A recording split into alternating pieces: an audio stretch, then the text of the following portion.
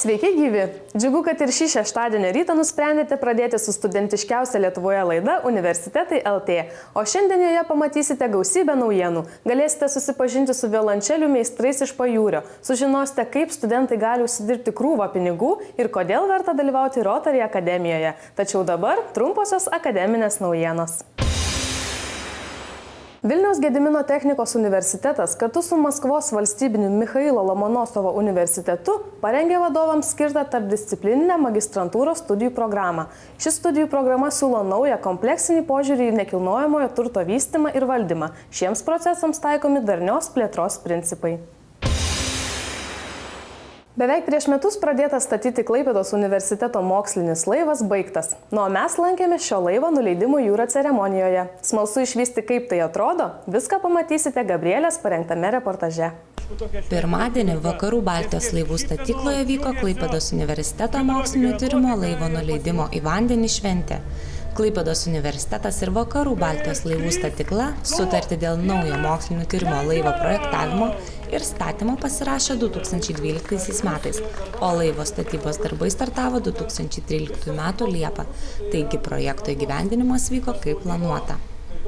Švietimo ir mokslo ministras Justinas Pavalkis laidai Universitetai LT sakė, kad šiuo metu Klaipėdos universitetas yra labiau socialinis nei jūrinis. Jūrinio universiteto taip, reikalas yra ir Lietuvoje mes turim turėti tokį segmentą tyrinėjimų, tik tai tiek, kad tai negalėtų būti tos programos, kurios yra dabar, jisai yra labiau socialinių mokslo universitetas, o ne tai, ką reikia. Jeigu žiūrėti į čia turimą infrastruktūrą, tai ir krantinių statyba, ir logistika, ir jūros inžinierija, ir uosto gilinimo problematika, galų laivų statyba visa, tai yra ta pramonė ir ta bazė, ant ko laikosi Klaipėda. Tai mes ir universitetą, ir aukštąjį mokslą taip pat nori, kas ar nenori, mes vis tiek turim stumti ton pusėn.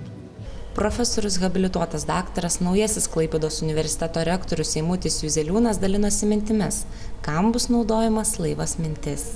Laivas tarnaus daugeliu aspektų. Pirmiausia, moksliniams tyrimams. Kadangi Klaipėdos universitetas tai yra jūrinių mokslo universitetas, tenkintis prioritetą jūros mokslams, tai sakyčiau, taip neturėti jūrinių tyrimų tokio laivo, tai tas pats kaip chemikų neturėti laboratorijos, medikų neturėti operacinės.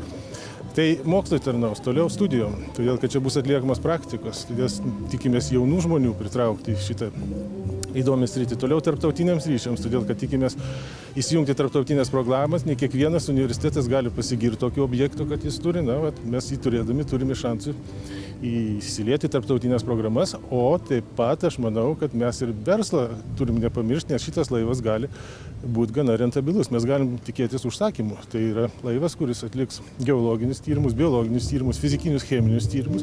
Tai yra plaukianti laboratorija, kuri galės imti dugno pavyzdžius, gręžinius daryti. Tai visą tai susidėjus mes, kaip sakant, turim labai rimtą interesą iš tą laivą. Vakarų laivų gamyklos generalinis direktorius Arnoldas Šileika džiaugiasi laivo statybą įgyvendinančių specialistų darbo bei sklandžią projekto įgyvendinimo eiga. Iš tikrųjų, didžiuojamės šiuo pastatytų laivu. Laivas iš tikrųjų labai inovatyvus ir unikalus. Unikalus ir inovatyvus tuom, kad iš tikrųjų tai yra katamaranas. Ir tai iš tikrųjų laivas, kurio labai galinga jėgainė, laivas aprūpintas pačiais naujausiais, moderniausiais varytuvais, automatinė valdymo sistema, ryšio navigacijos priemonėmis. Iš tikrųjų tai yra labai sudėtingas laivas ir koksgi buvo vienas didžiausių iššūkių, kadangi mechanizmai šitame laive kaip ir didelėme laive. Tai svarbiausia buvo jų iškomponavimas, tai labai ribota vieta tam, kad viskas, sakykime, tilptų, viskas įsikomponuotų ir laivas išlaikytų tos techninę specifikaciją, kuri buvo numatyta kontrakte. Profesorius habilituotas daktaras Klaipėdos universiteto rektorius Eimutis Juzeliūnas sakė, kad naujame laive įranga dar nėra pilnai įrengta. Aš kiek žinau, yra nupirkta laboratorijos, tyrimų laboratorijos, bet trūksta gręžimo įrenginių, tie, kurie dugno pavyzdžiams gręžimui. Na, lėšų yra dalis struktūrinių, lėšų turės pakakti. Laivo mintis statybos projekto vertė yra 33,5 milijonų litų. Laivo projektavimas ir statyba finansuoti iš projekto Jūrinio slėnio branduolio sukūrimas ir studijų infrastruktūros atnaujinimas. Ar bent įsivaizduojate, jog pradėję verslą galite išlošti 70 000 litų? Ne? Tuomet žiūrėkite Virginijos parengtą reportažą apie startuolius, kuriems tiesiog pasisekė arba ne. Klaipėdos universitetas gali džiaugtis veržliais ir idėjų turinčiais studentais. Neseniai vykusiame mokslinių tyrimų ir eksperimentinės plėtros konkurse jaunųjų mokslininkų komanda bei jų įkurta įmonė Solitera laimėjo 70 000 litų premiją savo produktui mobili platforma vystymui. Gamtos ir matematikos mokslų fakulteto dekanas profesorius daktaras Vitalijus Denisovas teigia, kad būtina skatinti jaunus žmones dalyvauti tokiuose konkursuose. Kad gyvenam žiniomis grindžiamoj visuomeniai, kurioje vienas svarbiausių įgūdžių tampa informacijos apdorojimo greitis. Jauni žmonės greičiau generuoja naujas idėjas ir greičiau informaciją apdoroja. Tai natūralu, kad iš jų labai dažnai tie pasiūlymai ir atsiranda. Na, o vienas startuolių Justas Universitetai LT komandai atskleidė, kaip prisijungė prie šio projekto. Mes kartu su Domu, kaip sakyt, nusprendėm, kad galim kažką įnešti šiam produktui. Tai tiesiog taip ir gimė visas mūsų bendradarbiavimas ir per gan neilgą laiką mes atradom finansavimo šaltinius, kaip galim pradėti tą visą dalyką. Domas jau buvo pradėjęs pačią programinę dalį jau daryti, tai dabar tiesiog vystosi viskas toliau ir eina link pačio tikslo. Dažnai jauni žmonės bijo rizikuoti ir pradėti savo verslą patys. Todėl Justas teigia, kad panašus konkursai gali padėti jaunam žmogui tai įgyvendinti. Valstybė ir Europos Sąjunga šiuo atveju gan rūpinasi ir yra suinteresuoti ties naujų verslų steigimu bei inovacijų atradimų kažkokių naujų, kurios palengvintų kasdienį gyvenimą ar išspręs kažkokias problemas. Tai tiesiog dėl to yra skiriami pinigai, kad tai viskas vyktų. O jauniems žmonėms tai puikiai galimybė, neturint labai didelės patirties kažkur, tai gauti pinigų iš niekur nesiskolinant ir tiesiog pradėti dirbti apie tai, ką tu svajojai gal. Kitas komandos narys Domas įvardijo, kuo šis produktas skiriasi nuo kitų panašių esančių rinkoje ir kodėl jam buvo skirta ši premija. Unikalus, nes yra paklausa šitam dalykui, kurį mes sukūrėme. Ir yra labai nedaug konkurentų ir konkurentų paslaugos šiek tiek skiriasi nuo mūsų. Mes daugiau dalykų norime žmogui padaryti negu pačiam tam biznio atstovui, kaip patogesnį dalyką, ta prasme, kaip platformą pačią. Komanda kol kas dirba ties pagrindiniu objektu, tačiau planuoja plėsti jų spektrą ir dirbti su daugiau nei vienu produktu. Neapsigaukite, uostamiestyje studijuoja ne tik būsimieji jūrininkai. Čia yra ir gausybė kitų įdomių specialybių žmonių. Šiandien mes nusprendėme jūs supažindinti su vienu linksmu ir labai talentingu duetu. Nekantraujate sužinoti kokiu? Žiūrim. Tomas Mikalauskas ir Karolis Vaičiulis, Klaipėdos universiteto studentai, savo muziką žavintis ne tik menų fakulteto lankytojus, bet ir gatvės praeivius. Jau maždaug metus kartu grojantis violončelininkų duetas laidos Universitetai LT komandai pasakojo linksmą dueto susikūrimo istoriją, kai muzikantai paėmė į rankas violončeles, išėjo pasirodyti Basanavičiaus gatvės praeiviams. Nors tuo metu Tomas su Karoliu kartu tegalėjo sugroti vos 2 kūrinius. Klausytojai buvo sužavėti. Tomas, kaip ir daugelis muzikantų, groti pradėjo dar vaikystėje, o Karolis teigia, kad jo individualaus muzikavimo pradžia buvo gana nestandartinė. Kai mano istorija tai yra kitokia, ne tik stereotipinė, nes realiai muzikantai pradeda groti nuo mažų jaunų dienų. Jūs ten atvedė tėvai, muzikos mokyklas, gimnazijas ir panašiai. Jie nuo mažų dienų groja. Mane mama atvedė 6 metų muzikos mokyklą ir aš metus pasimokiau ir tada nusprendžiau mesti. Ir jie sutiko su manim, sako, gerai, sako, aš tas neversiu, mečiau. Tada, kai man buvo 14, 15, 16 metų kažkas tai tokio, aš sakau, kad aš pats noriu pradėti groti. Jau ne vienerius metus muzikuojantys Tomas ir Karolis nusprendė savo ateitį sieti su muzika, o priimti tokį sprendimą jų teigimu nebuvo sunku. Iš tikrųjų, tai apsprendimas mūsų yra labai paprastas. Kai 12 su viršų metų pagroji vienu instrumentu, kaip ir pasirinkimas yra labai aiškus, ką toliau veiksi. aš galvoju kartais tiems kitiems studentams, kurie, pavyzdžiui, mokosi visus tuos dalykus bendrus ir tada reikia rinktis, tada jiems yra sudėtinga, tada kyla labai daug klausimų, kur, gal aš noriu būti mechanikas, gal aš noriu būti fizikas, gal aš noriu būti reporteris. O mums kažkaip paprastas šitas dalykas. Mes turim savo kelią, juo einam, juo tikim. Muzikuojantis duetas džiaugiasi Klaipėdos universitete suteikiamomis studijų sąlygomis, dėstytojų kompetitingumu bei mokesčių už mokslą lengvatomis. Turim puikų dėstytoją, iš tikrųjų, kuris mus veda, kuris yra tam tikras mūsų sensėjus, kaip mes jį vadinam. Tai va, esam jam dėkingi, esam dėkingi universitetui, kuris leidžia mums studijuoti ir už tai nemokėti didelių pinigų, kurie yra iš tikrųjų dideli studijuojant menų fakultete. Pasakodamas apie gana užimtą, bet kupiną įspūdžių vasarą, Tomas prasitarė apie paruoštą naują programą, kurioje skambės ne vien violončelininkams įprasta klasikinė muzika. Mes čia esam pasiruošę tokią truputėlį kitokią komplektaciją. Va. Dvi čelės lyg tai ir atrodo, kad tai bus klasika, Mocartas, Vivaldis. O mes prie šito viso dalyko priklijuojam mikrofonus, kolonėlės ir atliekam visiškai kitokią muziką. Tai yra iš tikrųjų tam tikra klasika, tai yra populiarioji klasika, sako gal popsas, bet ne visas popsas yra paviršutiniškas. Laidos Universitetai LT kūrybinė komanda džiaugiasi talentinguoju duetu ir kiekvienam linki atrasti savo kelią bei drąsiai juo žengti.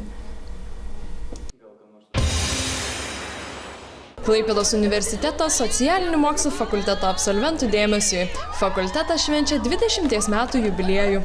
Jo proga rugsėjo 25 dieną vyks mokslinė konferencija. Visi norintys pasveikinti fakultetą yra laukiami. Vakarų ekspresas. Vienintelis tikrai klaipėdietiškas.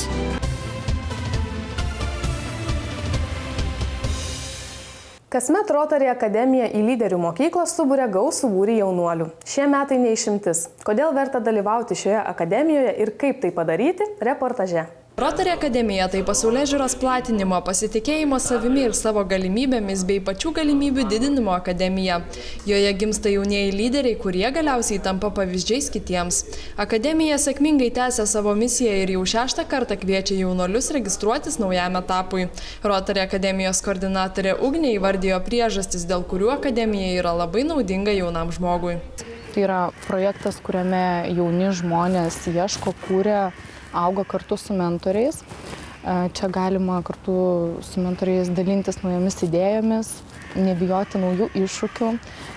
Galima atrasti autoritetą, kuris taps ko gero ir sėkmingo gyvenimo bendrakeleiviu.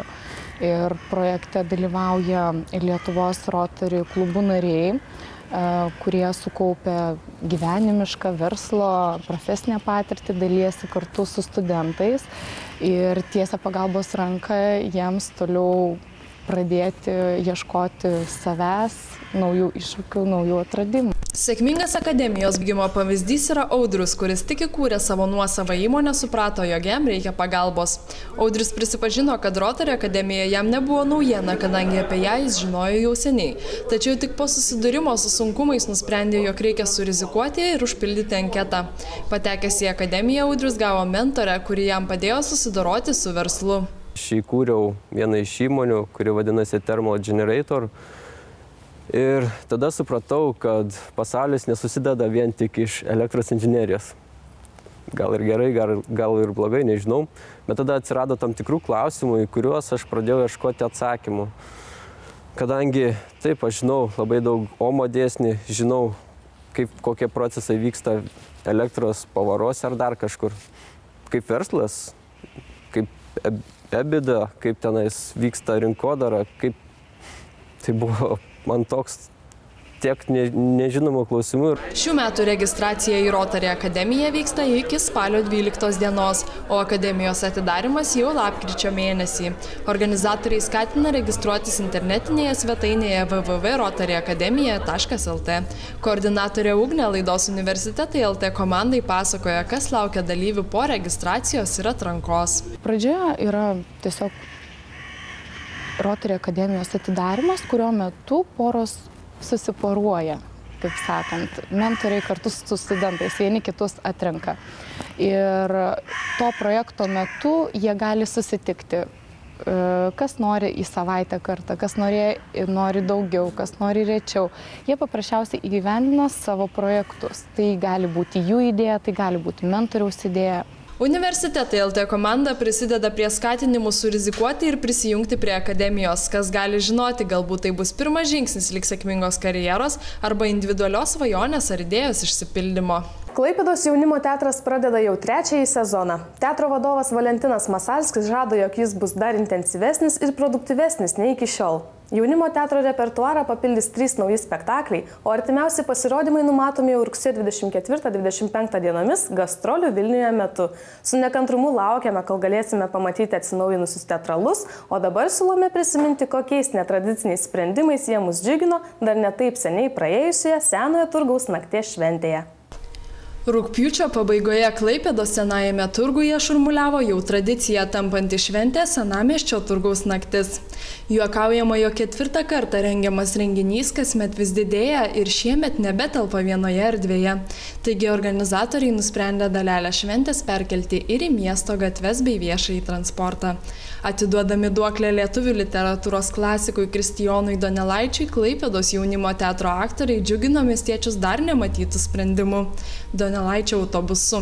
Svarbiausius miesto taškus aplankęs Donelaičio autobusas traukė miestiečių žvilgsnius, kadangi jame galėjo išgirsti ne tik poemos Metai ištraukas, tačiau ir pasakėčias bei pamatyti pasirodymų pastatytų pagal Donelaičio kūrybą. Šiaulių universitetas plečia tarptautinius ryšius. Jūsų dėmesiui siužetas apie Kento valstybinio universiteto ir Šiaulių universiteto bendradarbiavimo sutartį.